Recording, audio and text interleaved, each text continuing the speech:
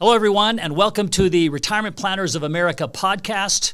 In this episode, we're going to be talking about Social Security. And let me tell you something, planning for Social Security is super important because of two things, and maybe more. But one of them is, if you don't do it right, you could find yourself having your Social Security tax at 85%. Yes, you heard me right, 85%.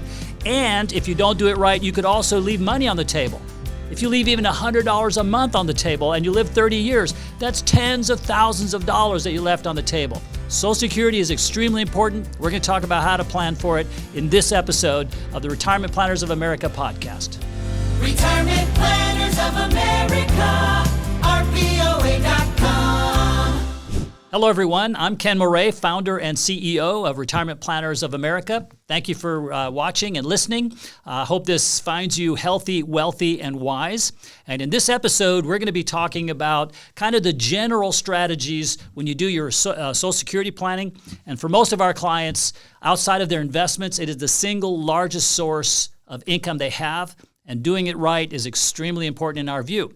And joining me is my sidekick, the Jeremy, the artist formerly known as Jer Bear. I'm not letting that go, okay?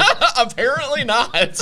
At some point, I won't find it funny anymore. Right. Yeah, but until I do. Yeah. So, okay, I'm not. Gonna, I almost call you Jer Bear, but I'm not going to do that. I'm going to call you Jeremy. Jeremy, thanks for being with me today. Hi, it's good to see you. I hope all is well. All is wonderful. I appreciate it. How about yourself? I'm doing great. You know, I'm really excited about doing this today because, you know, when it comes to Social Security, it is so complicated. You know, in fact, the Social Security website says that there are over 9,200 combinations of how and when you can take Social Security. That seems a little much. It's a lot. Yeah. And so I don't know how the average person, you know, who you know, it's complicated for me, and I've been doing this for, I don't even want to say how long. You know, I don't know how somebody who just is about to become of Social Security age can even get through it. In fact, you know, I joke on our Market Alert videos and other places that if there was a goal, if there was an Olympics for complexity, Social Security would win the gold every single time. Hands down. I mean, it wouldn't be close. Yeah. They'd be better than Phelps. They'd have like 30 gold medals in a row or whatever it is, you know, over the years, because it is so incredibly complex. Yeah. And I cannot emphasize, and this is self-serving to say, but I cannot emphasize strongly enough how important it is if you're getting ready to make decisions about when and how to take Social Security, that you talk to somebody that is trained in that. Yeah. And, you know, and again, self-serving, but in our firm, our retirement planners, we train them, we certify them to make sure that they're up to speed on all of that. It's super important because you don't want to leave money on the table. Absolutely.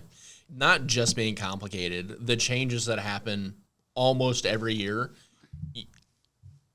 very difficult to keep track of if you're living a normal life that doesn't involve that, right? You mean you don't spend all your time keeping up with Social Security tax law changes? You know, I would put it on my list of hobbies to pick up. I just haven't gotten around to it yet. Okay, well, I can see how maybe you could procrastinate that one.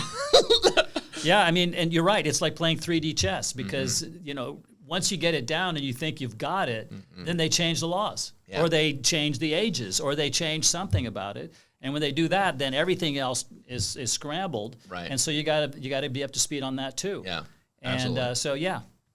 All right, well, today I think we're going to have 5 kind of strategies or ideas or kind of broad approximations of what to really think about and consider. Yeah.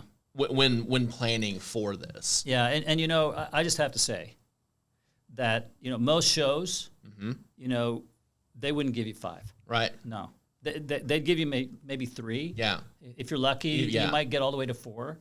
But on this show, we give you the full Monty, baby. Right. We're going to give you 5. Isn't that incredible? Yeah, you couldn't ask for more. Ladies and gentlemen, 5. So, yes. So, what's the first one you want me to talk about? Right. So the first one that I really want to kind of dive into. Well, actually, yeah, go ahead. We should understand. I'm sorry to jump all over you, but I am the host, so I can do that. We should establish the ground rules, right? So, right. Okay, so let's do that. Yes. So first of all, there is a full retirement age to be considered. So my question is, if there is a full retirement age, are there other age brackets? Other age time? Yeah, there are. So, there are 3, I'll call them milestones on the journey, on the Social Security, when you're going to take Social Security journey, okay? The first time that you can take Social Security is at age 62. Okay. So when you turn 62, you can start taking it then. Now, you don't have to. You can wait, right?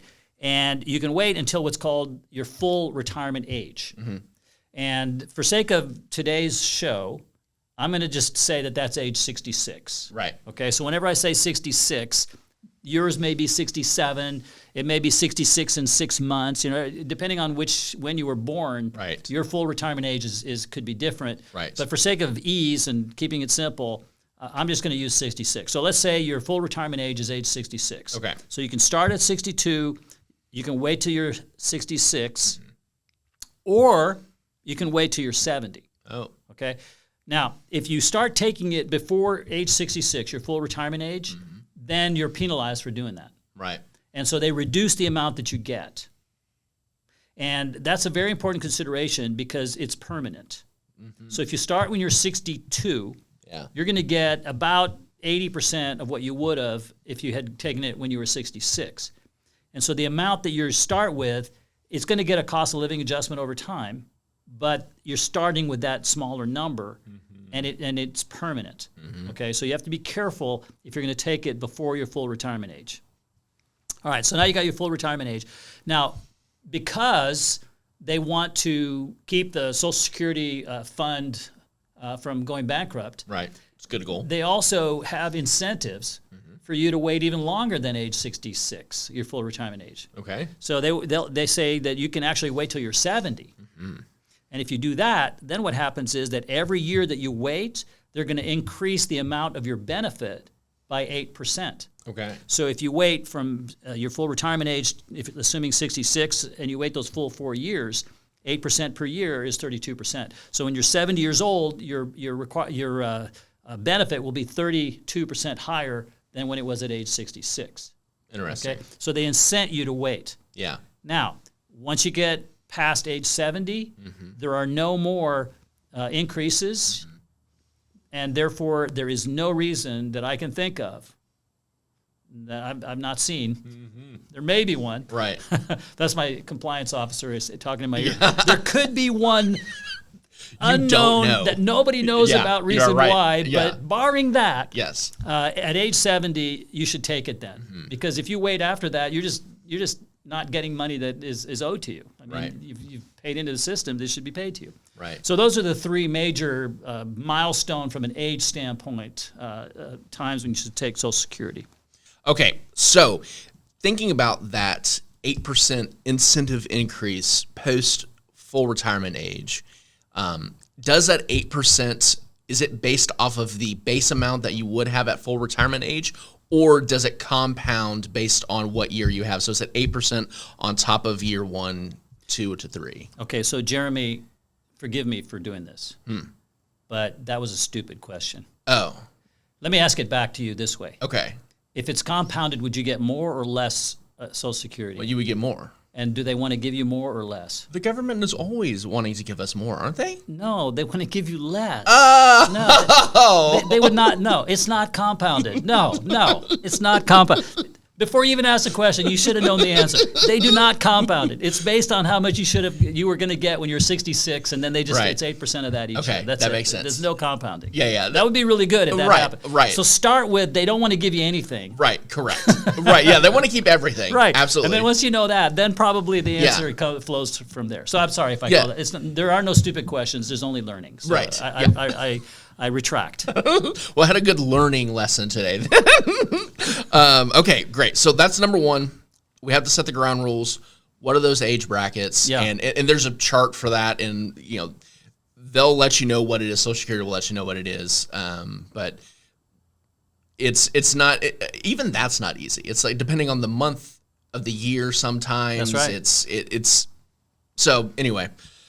Age brackets, depending on when you take it, Yeah, you're could right. get less. Because you could take it. You could start when you're 62 and a half, or 66 and a half, or 67.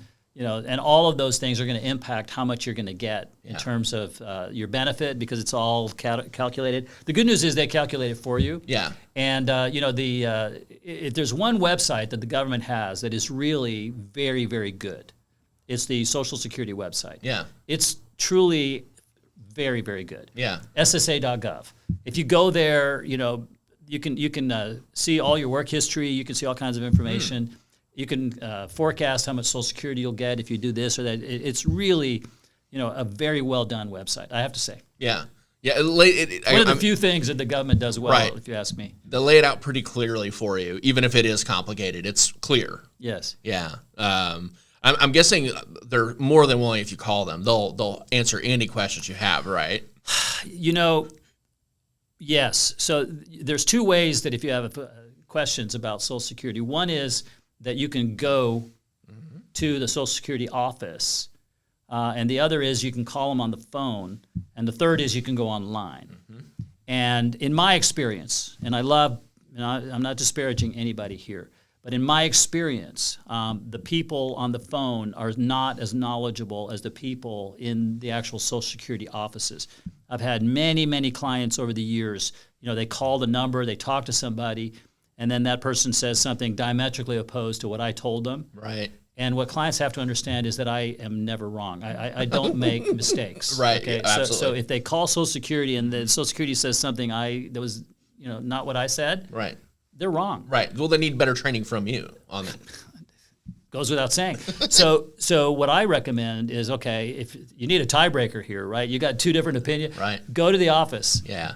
Go in person and talk to somebody. Those people are well trained. The ones that are in the offices themselves. The ones on the phone, there's hundreds of thousands of them. I don't even know how many there are. Yeah. And I don't know how well trained they are. But so I would recommend, if you're really on the horns of that, is go talk to in the office itself. Absolutely. They tend to give better answers. But again, self-serving. Talk to somebody who's trained in it, who's had practice and experience, and they might be able to help you as well. Absolutely. Love that. Okay. So first one, age brackets. Certain ages you can get the full one. Certain ages you get a benefit from withholding until a later age. Love that. Second one, number 2, is longevity expectations. How long do you think you're going to live? Yeah. How's that affected? Well, the interesting thing about Social Security and what you're going to get, the benefits you're going to be paid, is that regardless of when you start, the total dollars you're going to get by the time you reach your life expectancy are calculated to be the same. Okay, so if you start when you're 62, you're going to get a smaller amount, Right. because they're going to pay you over a longer period of time. Right. If you start when you're 70, they're paying you a higher amount because they're going to pay you for a shorter period of time, right? We're human beings after all, Right. and we are mortal. So the dollars are the same. The thing is, though, how quickly do you get them? Yeah. So if you start when you're 66 versus if you start when you're 70, you're giving up 4 years of benefits, right? And that can be a significant amount. So starting at age 70 with that higher amount needs to catch up with what you gave up. Yes. And the number of years that it takes to catch up, if you don't live long enough, you won't catch up. Yes. So your life expectancy, your longevity, is a very important consideration when you're deciding when you're going to take it. Because if you wait till you're 70, and God forbid you die when you're 73, Right. well, you got 3 years worth, but you gave up 4, so you left a lot of money on the table. Right.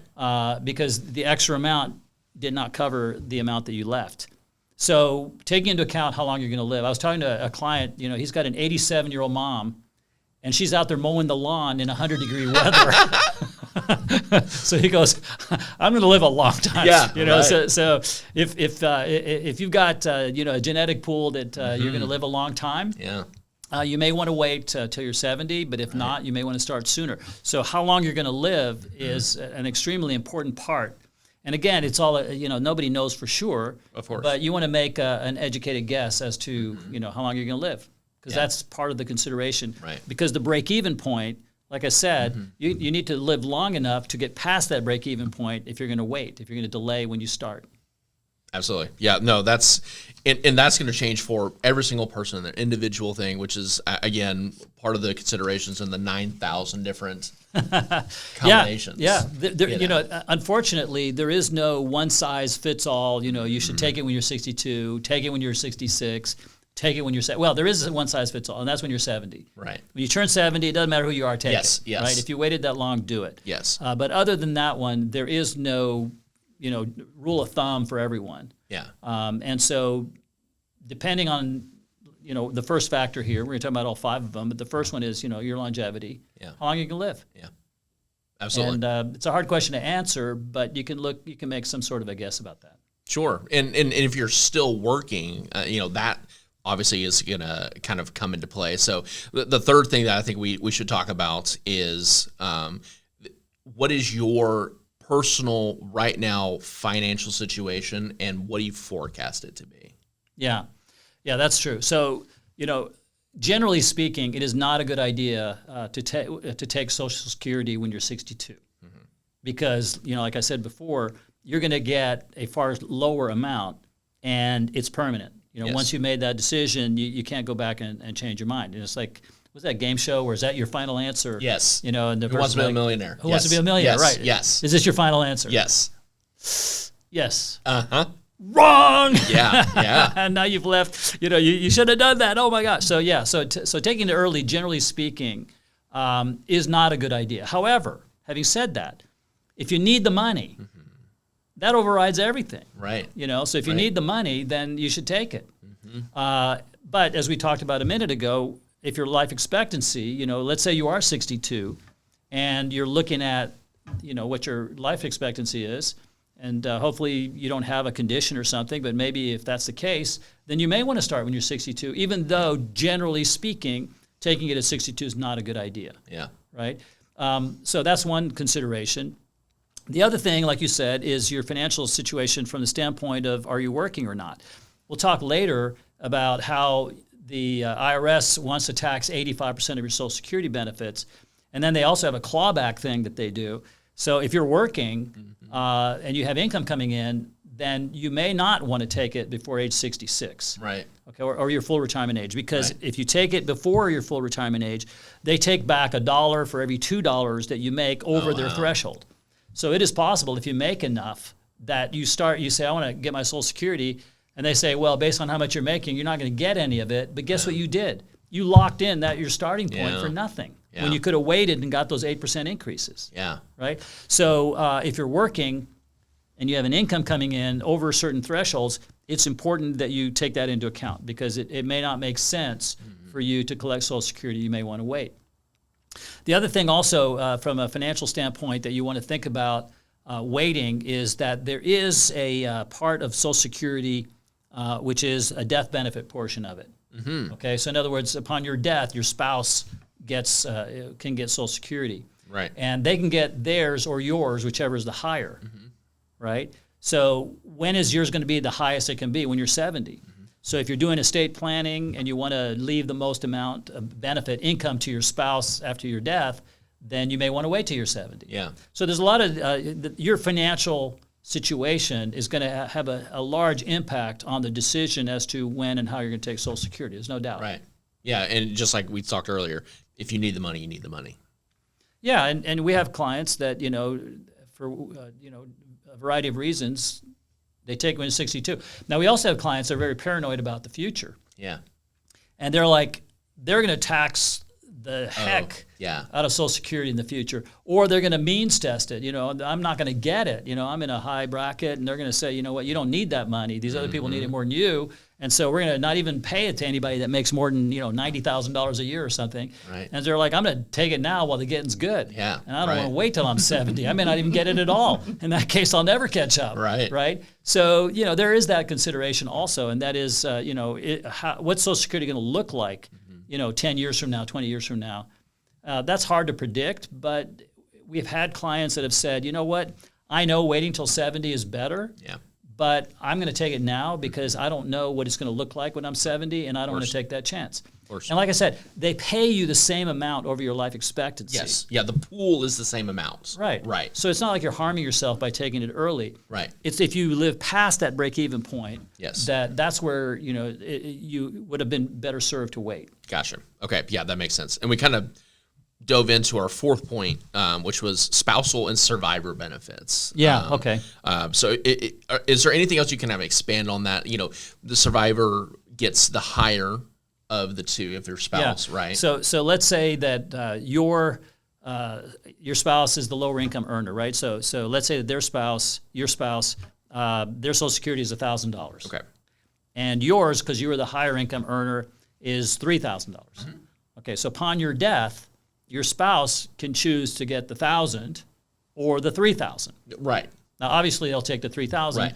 So if you want to do some planning for your spouse, then you need to start thinking about how do I maximize that, which then that would then say, okay, I'm going to forego getting it earlier because I want to maximize that, and so there needs to be reasons for you doing that, right? Right. The other thing also when it comes to spouses is that your spouse also has the choice of getting their own Social Security, Right. or half of theirs. Mm-hmm. This is something that many people get surprised when they hear. Okay, so let's use the example I was just using. Let's say that your Social Security is $3,000, and now your spouse is going to be eligible to get Social Security, and they're trying to decide whether they should take their own or yours, or half of yours. They have a choice of half of yours. So if your spouse is $1,000, you make $3,000. Half of yours is $1,500. Right. So you want to take the $1,500, not Right. the $1,000. Right. Okay. So that's something that, and it does not reduce the amount you still they get. don't actually take half of yours. No. Right. No. Right. You still get your $3,000. Yes. And now your spouse, I'm going to say my spouse is she. Okay. Yes. I'm going to get a gender in here. So she will get $1,500. Right. Against my $3,000. Of course. Even though on paper hers was $1,000. Yes. Because that was based on her earnings record. That's what she would have gotten. Now, for this to work, I have to have started taking after my full retirement age. Yes. And she needs to be at her full retirement age to get the full 50%. But if she takes it early, she gets a reduced amount. Mm-hmm. There are some nuances in there. Of course. But generally speaking, if you do it properly, you can have the higher earning spouse's Social Security, $3,000. Right.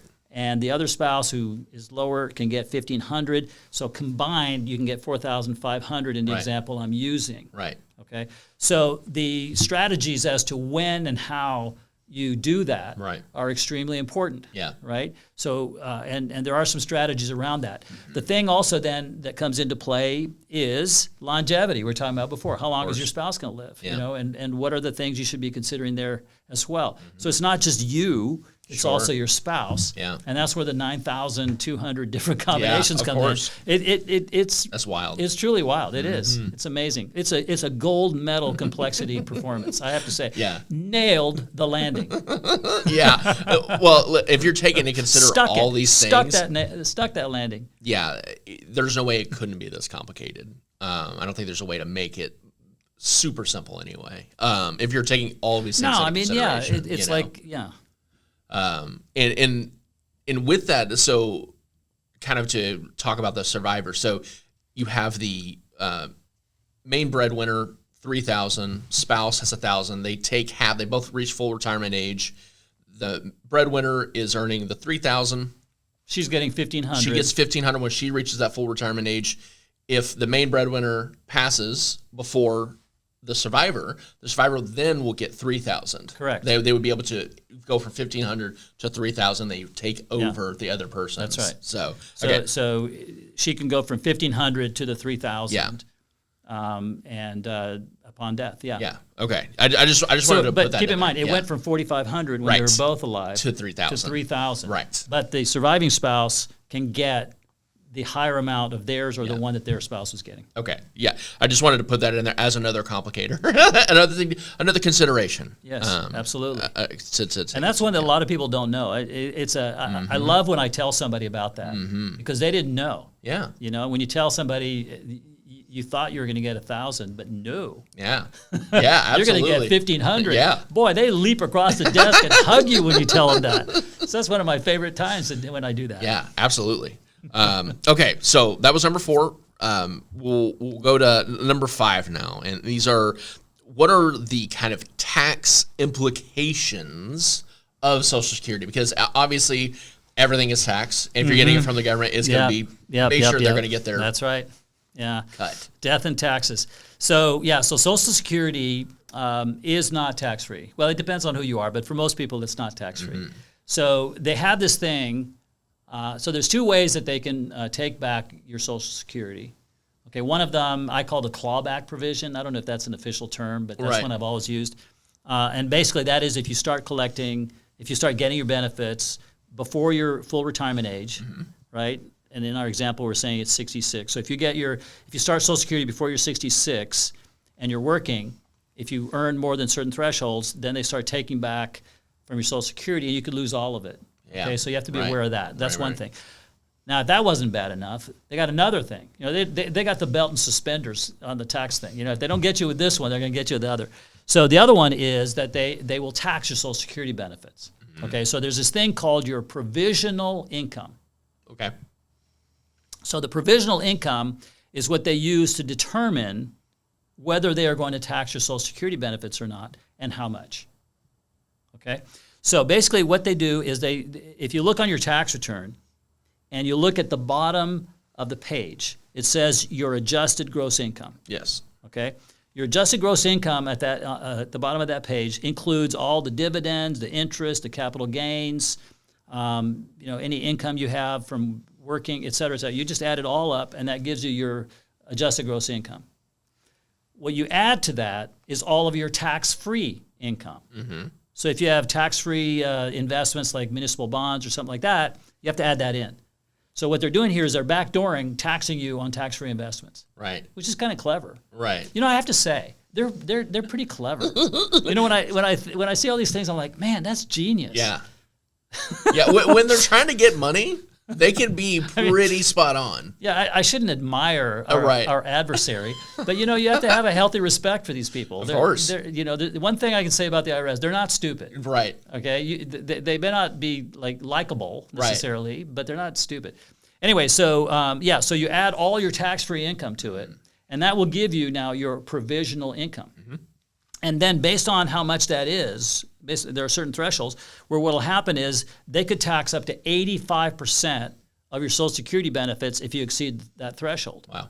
And it's not very high, so a lot of people could reach that without being aware. Yeah. And so if that happens, then 85% of your Social Security benefits become taxable. Now, I need to be careful here because when people hear that, they think the IRS is going to take away 85% of your Social Security. Right. That's not what's going to happen. Yeah.